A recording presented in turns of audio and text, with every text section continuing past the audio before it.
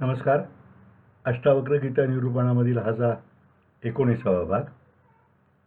गेल्या 2-3 भागात आपण पाहिलं असेल की मी थोडे श्लोक जास्त घेतो कारण मला अनेकांनी सुचवलं की 15-1 मिनिटापेक्षा आपण एक अर्धा-पाऊण तास केलं तर बरं होईल.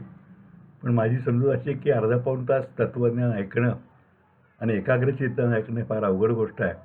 त्यामुळे मी थोडंसं वाढवलं आहे. एक 20-22 मिनिटापर्यंतचा आत्ता भाग मी करतो आहे. आणि दुसरा हेतू आहे की शक्यतो हा लॉकडाऊन संपेपर्यंत म्हणजे 30 तारखेपूर्वी अष्टावक्र गीतेचं आपण पूर्ण अभिवाचन पूर्ण करावं अशी माझी मनामध्ये इच्छा आहे. त्या दृष्टीनं थोडे 1-2 श्लोक जास्त घेतो आणि मी 20-22 मिनिटापर्यंत आता रोज करतो आहे आणि त्यालाही आपल्यापैकी काहींनी पसंती दर्शवलेली आहे. श्लोक क्रमांक 141. तवैवा ज्ञानतो विश्वं त्वमेकः परमार्थतः त्वत्तो नास्ति संसारी ना संसारी च कश्चन. अर्थ, केवळ तुझ्या अज्ञानामुळे हे विश्व भासते. तत्वतः तू एकच एक असा अद्वैत आहेस. संसारी किंवा असंसारी असा तुझ्याहून वेगळा कोणीही नाही. जोपर्यंत सत्यज्ञान प्राप्त होत नाही तोपर्यंत आपण द्वैत भावना बाळगून असतो. मी म्हणजे माझा देह व इतर सर्व जग माझ्याहून वेगळे, हीच ती द्वैत भावना होय. रोजच्या प्रापंचिक व्यवहारात आपण म्हणून सर्व व्यवहार मी, माझे, तो, त्याचे असा दुजेपणा बाळगून करीत असतो. सर्व सुखांच्या गोष्टी दुसऱ्याला न मिळता मलाच मिळाव्यात अशी इच्छा धरून त्याप्रमाणे आपण प्रयत्न करीत राहतो. त्यासाठी मग वेळप्रसंगी खोटेपणा, लबाडी, विश्वासघात करण्यासुद्धा अनेकदा मागे पुढे आपण पाहत नाही. अशा सर्व पापमूलक वागण्याच्या पाठीमागे द्वैत भावना हेच मुळात कारण आहे. तिचा उगम ज्ञानाच्या अभावामुळे म्हणजे अज्ञानामुळे होतो. त्या अज्ञानाच्या पोटी मी वेगळा आणि हे विश्व वेगळे असे वाटून मायारूप असलेल्या विश्वाला आपण खरे मानून चालतो. जेव्हा सत्यज्ञान प्राप्त होते तेव्हा हे सर्व मी आणि तू पण संपून आपणात आणि विश्वातील सर्व वस्तू मात्रात एकच आत्मतत्व भरलेले आहे समजते. त्यामुळे मी म्हणजे माझी ते आत्मतत्व सर्वत्र असल्याने द्वैत मावळून अद्वैत प्रचिती येते. संसारी म्हणजे जन्ममृत्यूच्या चक्रात गुरफटलेला अज्ञानी देहाभिमानी जीव आणि ना संसारी म्हणजे अद्वैत ईश्वरी स्वरूप हे दोन्ही वेगळे नाही हे सत्य प्रकाशमान होते. आणि अर्थातच आपण परमात्मा स्वरूप आहोत हा प्रत्यय येतो. अशा भाग्यवेळी तो ज्ञानी जीवात्म्याची मर्यादा ओसंडून जातो आणि त्या क्षणी मुक्तावस्थेला सहजपणे प्राप्त होतो हे निसंशय. 142.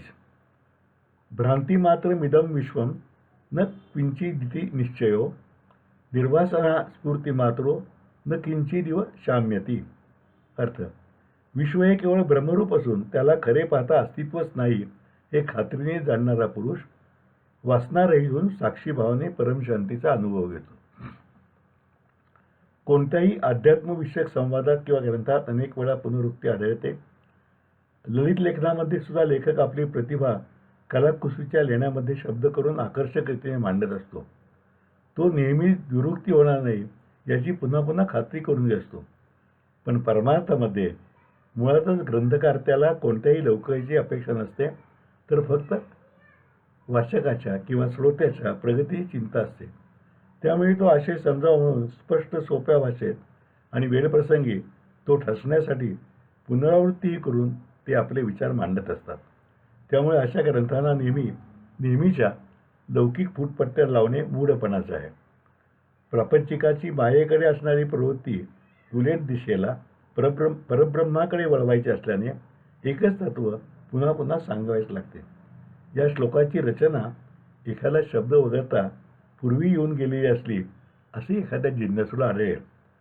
पण तरी आशय तेवढ्याच महत्त्वाचा असल्याने अष्टावक्र मुनींनी ही पुनरुक्ती हेतुपूर्वकच केलेली असावी हे स्पष्ट आहे. हे दिसणारे, बदलणारे आणि नाश पावणारे विश्व खरे पाहता अस्तित्वातच नाही. मानवी मनबुद्धीने द्वैतभावातून मांडलेला हा सर्व मायारूपी पसारा आहे. तर सत्यज्ञान त्याविषयी ज्याची निश्चयपूर्वक खात्री पटेल तो या साऱ्या बापाकडे तटस्थ साक्षीत्वाने पाहिल. 143. एक एव भवांबोधावासी दांती भविष्यती न बंधोती मोक्षो वा कृतकृत्या सुखम चर. अर्थ, या भवसागरामध्ये एकच एक आत्मत्व होते आहे आणि असेल. त्यामुळे तुला बंधही नाहीत, तर मग मोक्षही कोणता? तू हे जाणून कृतकृत्य होऊन सुखी राहा. आपण रोजच्या व्यवहारात सुद्धा संसार सागर असा प्रयोग करतो. अगदी ग्रामीण भागात लग्नात मंगलाष्टकामध्ये लग्न लागताना मंगलाष्टका जी म्हणतात त्यात नौका आज तुम्ही ढकलली संसार सिंधूमध्ये अशा ओळी आपल्याला कधी कधी ऐकायला मिळतात. परमार्थात तर हा भवसागर पार करून पहिलं तरी परमात्म्याकडे जावायचे असे म्हटले जातेच. तोच दाखला पण वेगळ्या संदर्भामध्ये येथे दिलेला आहे. एखाद्या महासागरात आपण पाहून गेलो तर तो संपूर्ण पाण्याने भरलेला दिसतो. त्यातून बादली उपसली, ओंजळ उचलली किंवा अगदी हातात एक बोट बुडवले तरी प्रत्येकाबरोबर पाणी आणि फक्त पाणीच येते. शिवाय या टोकापासून त्या टोकापर्यंत सर्वत्र पाणीच पाणी ओतप्रोत भरलेले असते आणि पाण्याशिवाय त्यात काहीच नसते. अगदी त्याचप्रमाणे या सगळ्या विश्वसागरात सर्वत्र आत्मतत्व आणि केवळ आत्मतत्वच ओतप्रोत भरलेले आहे. ते पूर्वी होते, आजही आहे आणि पुढेही असेलच. त्या आत्मतत्वरूपी सर्वव्यापी जलाचा तूही एक बिंदू आहेस. त्यामुळे तुला कोणतेही बंधन नाही आणि बंधनच मुळात नसल्यामुळे तू आहे तसाच मुक्त आहेस. तुला मोक्ष वेगळा मिळवण्याचे सुद्धा कारण नाही. हे जाणणे म्हणजेच जीवाची अंतिम ध्येयप्राप्ती आहे. त्यानंतर पुढे प्राप्त करायचे काही शिल्लकच उरलेले नाही. एव्हरेस्टचे शिखर सर करण्याचा प्रयत्न करणाऱ्या गिर्वारोहकाने ते सर केल्यावर तो पुढे काय करणार आणि आणखी वेगळं काय सर करायची आकांक्षा धरणार बाय. तसे हे सत्य ज्ञानाचे आत्मप्राप्तीचे अत्युच्च शिखर गाठल्यानंतर तेथे सर्व इच्छांची निवृत्ती होऊन पूर्ण समाधानाची कृतकृत्यतेची सार्थकता लाभते आणि मग निरतिशय सुखाचा निरंतरपणे लाभ होतो. श्लोक क्रमांक 144. मा संकल्प विकल्पाभ्याम चित्तम क्षोभय चिन्मय उपशाम्य सुखम तिष्ठ स्वात्मानानंद विग्रहे. अर्थ, हे चिन्मया, संकल्प विकल्पांनी आपले अंतःकरण क्षुब्ध होऊन देऊ नकोस. शांत होऊन परमानंद स्वरूप अशा तुझ्या आत्मस्वरूपी सुखात राहा. सृष्टीच्या व्यापाराच्या योगाने मन हेलकावून जाते व त्यामध्ये आशा आकांक्षा उत्पन्न होतात. भ्रमरूप अशा विश्वाला खरे मानल्यामुळे त्यातील जीवप्राणी वस्तू यांच्यामध्ये सुख सामावलेले आहे असे वाटू लागते आणि त्यामुळे त्यांच्या प्राप्ती संकल्प मनामध्ये उठून त्याला अनुकूल अशी कर्मे करण्याकडे प्रवृत्ती ओढ घेते. याचबरोबर दुःखाच्या गोष्टी आपल्या वाट्याला येऊ नयेत म्हणून त्या टाळण्यासाठी मनुष्य प्रयत्न करू लागतो. हे ग्रहण करण्याचे अगर त्याग करण्याचे प्रयत्न करताना ते यशस्वी होणार का नाही म्हणून अस्वस्थता निर्माण होते.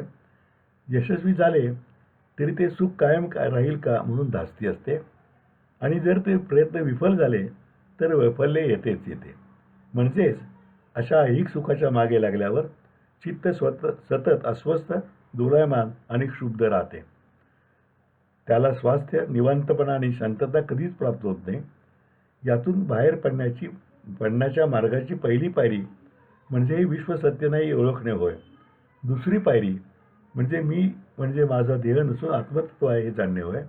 आणि अंतिम पायरी म्हणजे हे आत्मतत्व परमतत्वाचा अंश मात्र असल्याने अद्वैत जाणून तेथे स्थिर होणे हे होय.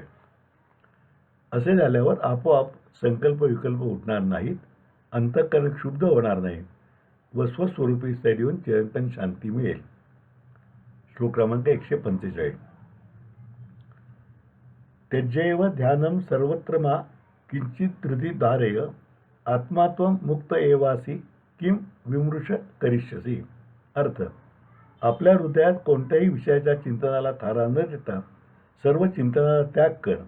तू आत्मस्वरूप व मुक्त असल्याने वेगळे चिंतन करून आणखी काय साध्य करणार.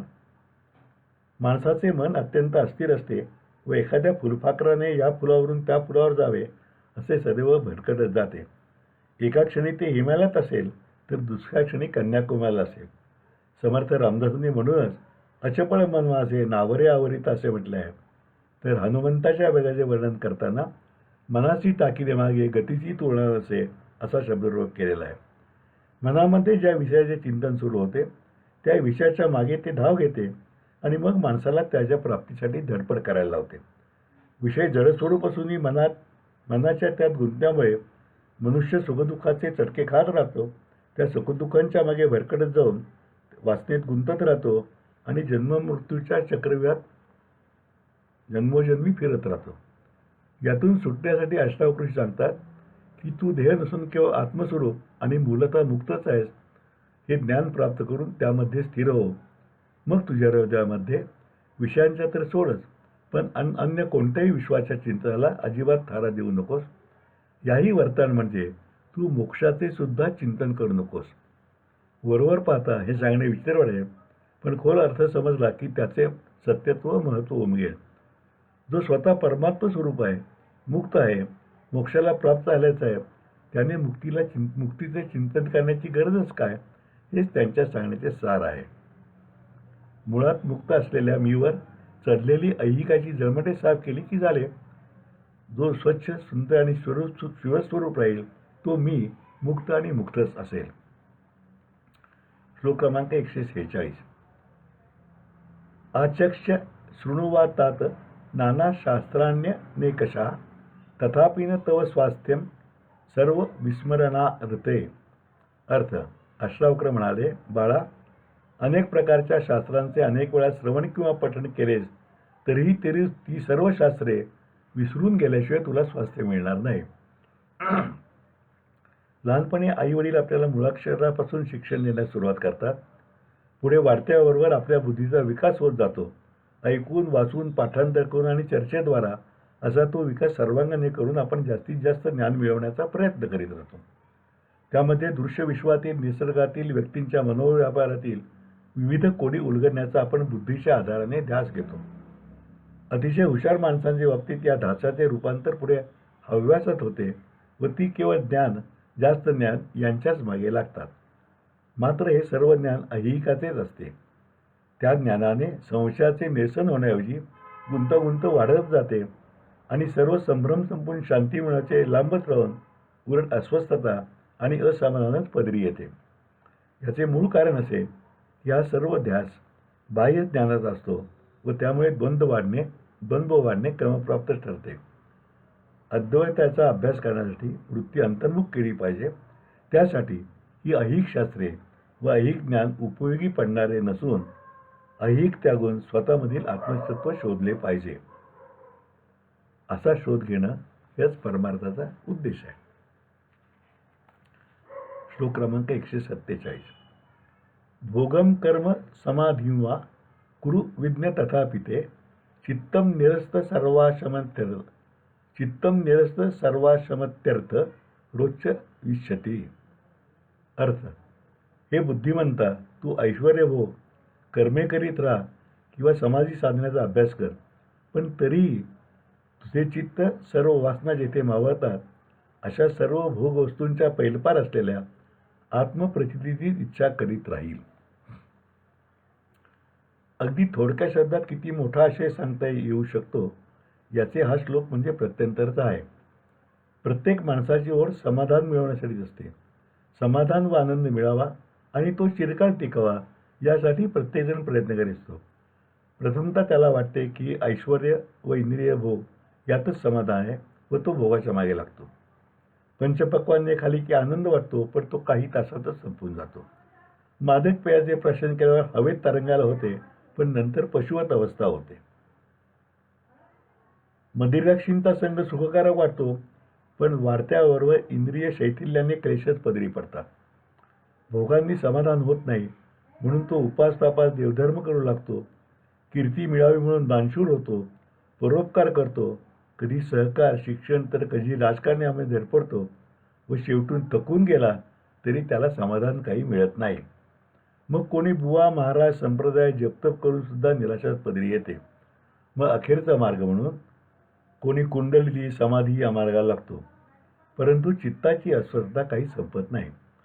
हे सर्व केवळ 10 शब्दात सामावून अष्टावक्री जनकाला म्हणतात की तू बुद्धिमान आहेस, ऐश्वर्यवान आहेस, तेव्हा भोग, कर्म किंवा समाधी या सगळ्या साधनांनी तू किती प्रयत्न केलेस तरी ते अंती निष्फळच आहेत.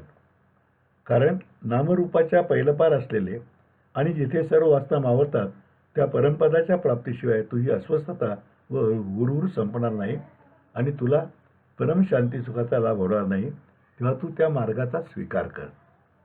श्लोक क्रमांक 148. आयासात सकलो दुःखी जैनम जानाति कश्चन अनैनय अनैनैवोपदेशेन धन्या प्राप्नोति निर्वृत्यम. अर्थ: सर्वजण निष्कारण खटपट करून शेवटी दुःखी राहतात, पण ते कोणाला समजत नाही. एखाद्याच धन्यभाग्याला हा वासनात्यागाचा उपदेश पडतो व तोच खरोखर मुक्तीला प्राप्त होतो. भौतिक विषयांच्या मागे लागल्यामुळे त्यांच्या प्राप्तीसाठी सरळ धडपड करणारेच बहुसंख्य लोक आपण सभोवताली पाहतो. कोणाला पैशाचे, कोणाला काम वासनेचे, कोणाला ज्ञान संपादनाचे, कोणाला सत्तेचे, तर कोणाला कीर्तीचा ध्यास लागलेला असतो. त्यांच्या प्राप्तीसाठी त्यांची सतत शारीरिक आणि मानसिकही धडपड चाललेली असते. त्या धडपडीपुढे त्यांना दुसरे काहीही दिसत नाही. अगदी बारकाईने अभ्यास केला तर आपल्याला असं दिसेल की एवढी खटपट करूनही त्यापैकी कोणीही सुखी किंवा समाधानी आहे असं जर पाहिलं तर तो आढळून येत नाही. लक्षात दिलेलं आपण कोट्याधीश म्हणून तो सुखी नसतो, तर अनेक भाऊ कोणी तृप्त झाला असं दिसत नाही.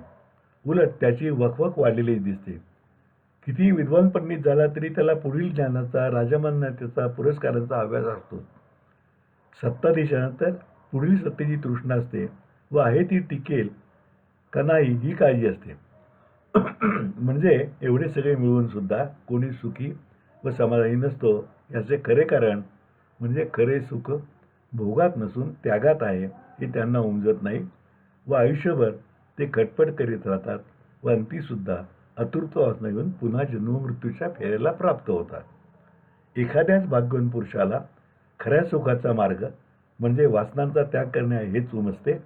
असा पुण्यात्मा प्रपंचातील सर्व कर्तव्य कर्म निश्चितपणे पण अलिप्तपणे वासनारहित होऊन करतो आणि आत्मस्थित होऊन मुक्तीला प्राप्त होतो. श्लोक 149. व्यापारे खिद्यते वस्तू निमिषोन्मेषयोरपि तस्यालस्य धुरीणस्य सुखम नान्यस कश्चित्. जो पापण्यांची उघडझाप करण्यात सुद्धा कंटाळा करतो, अशा आळशांच्या राजालाच खरे सुख मिळते, दुसऱ्या कोणालाही ते मिळत नाही. फार गंमतशीर उपमा दिली आहे.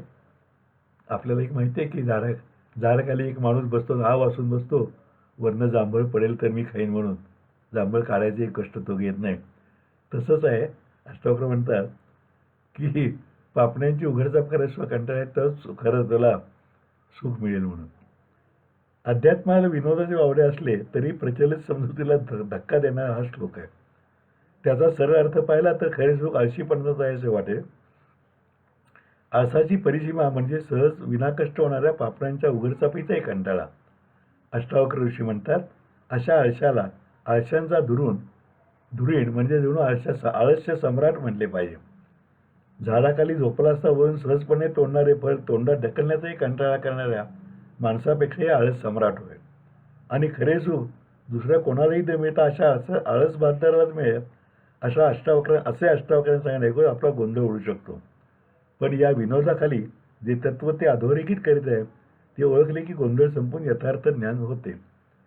देहाकडून होणारे सर्व व्यापार, अगदी पापण्या हलवणे सुद्धा मीच करतो असा अहंकार सामान्य जनांना वाटत असतो. ही देहभावना, हा अहंकार नष्ट होऊन आत्मभावना जागृत झाल्याशिवाय खऱ्या सुखाचा लाभ होणार नाही हेच येथे अष्टावक्रांना सूचित करावयाचे आहे. देहाची सूक्ष्म जाणीवसुद्धा नष्ट झाली पाहिजे.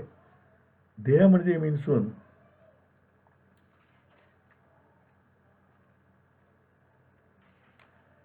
केवळ आत्मरूपच आहे हे जाणले पाहिजे.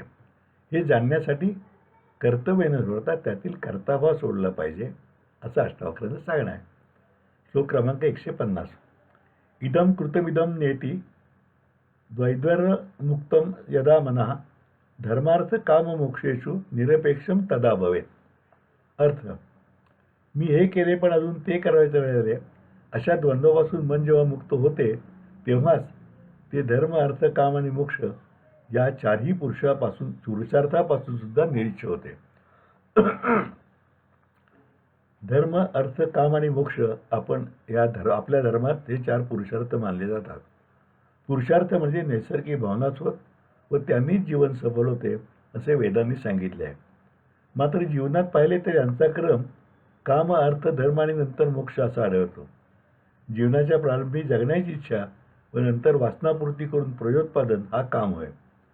त्यासाठी आवश्यक ती सामग्री उपलब्ध होण्यासाठी धनाची गरज भासते व त्यामधून अर्थ ही दुसरी भावना जन्म घेते.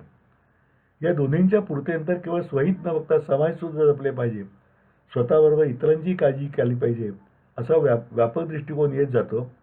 व्यष्टीकडून समष्टीकडे जाणारा हा धर्म होय. आणि त्यानंतर या ऐहिक जगाचे नाशवंतपण समजून आत्मतत्वात शोध घेऊन ते परमात्मत्वाशी एकात्म करणे हा चौथा मोक्ष हा पुरुषार्थ आहे. हे चारही पुरुषार्थ साधताना माणसाने मी हे केले, मी ते केले, आता अमुक करायचे राहिले हा कर्तेपणाचा अभिमान काही सुटत नाही. अगदी मोक्षाची तळमळ लागली तरी मोक्ष भावना सुद्धा बंधाच्या विरुद्ध कल्पनेतूनच असल्याने ती सुद्धा द्वंद्वमूलकच आहे. आणि ज्याला मुक्त व्हायचं आहे त्याने तर द्वंद्वाच्या पलीकडे जाण्याचा पर्याय नाही. द्वंद्व संपल्याशिवाय आत्मानंद कसा प्राप्त होणार? म्हणून अष्टावक्री सांगतात की कर्तेपणाच्या द्वंद्वापासून मन मुक्त झाल्याशिवाय ते चारही पुरुषार्थापासून निरीच्छ होणार नाही आणि अर्थात तसे झाल्यावर निश्चितपणे मुक्ती प्राप्त होईल. श्लोक क्रमांक 151. विरक्तो विषयद्वेष्टा रागी विषय लोलुपा ग्रह मोक्ष भी नसतो न विरक्तो न रागवान. अर्थ: विषयांचा द्वेष करणारा विरक्त होतो व विषयांचा लोभ ठेवणारा विषयासक्त होतो, परंतु जो विषयाचे ग्रहण करत नाही किंवा त्यागही करत नाही तो विरक्ती व आसक्तीच्याही पलीकडे पोचतो. विषयावासना सोडल्या पाहिजेत आपण नेहमी म्हणतो. त्यासाठी विषयांचा द्वेष मनामध्ये निर्माण झाला पाहिजे, म्हणजे मग त्या तिरस्कारामधून विषयांचा त्याग करण्याची कृती सुरू होईल. आणि असा द्वेष पराकोटीला जाऊन विषय त्याग पूर्ण झाला की माणूस उरक्त होईल. उलट ज्याला विषयांचीच गोडी आहे, वासनांची आसक्ती आहे, तो अधिकाधिक प्रापंचिक विषयासक्त होत जाईल. परमार्थ साधण्यासाठी विषयासक्ती सोडून विरक्तीचा मार्ग करणे आवश्यक आहे, पण अशी विरक्ती येता नाही, ती संपूर्णपणे आली पाहिजे हे लक्षात घेणे जरुरीचे आहे. बहुतेक वेळा विरक्त माणूससुद्धा एखाद्या क्षुल्लक गोष्टीत आसक्त होऊन जातो. ताटात सांडलेले राजगिरे साफ करायचा प्रयत्न करूनही राजगिऱ्याचे 1-2 दाणे तसेच चिकटून जातात. त्याचप्रमाणे ही अवस्था असते. भले भले तपस्वी ऋषी तपस्यापूर्तीच्या जवळ येऊनही घसरल्याची अनेक उदाहरणे आपल्या वाचनात आहेत. यासाठी अष्टावक्र म्हणतात की त्यागात ही ग्रहणाची सूक्ष्म भावना लपून राहू शकते. त्याग करताना सुद्धा काहीतरी त्यामध्ये ग्रहण मिळवायची भावना लपून राहू शकते. तेव्हा उत्तम मार्ग हाच की सर्वत्र आत्मतत्व आहे हे जाणून मनामधून ग्रहण आणि त्याग मिळवायचं आणि सोडायचं या दोन्ही भावनांचे उच्चाटन करून त्यांच्याही पैलपार जावायचे. अशा रीतीने जो या दोहोंचाही त्याग करेल तो आसक्ती आणि विरक्ती यांच्या सीमासुद्धा ओलांडून जाईल आणि अर्थातच अद्वैत जाणून आत्मस्थित मुक्तीला प्राप्त होईल. आधी आपण थांबूया. उद्या 152व्या श्लोकाला आपण सुरुवात करू. तोपर्यंत नमस्कार.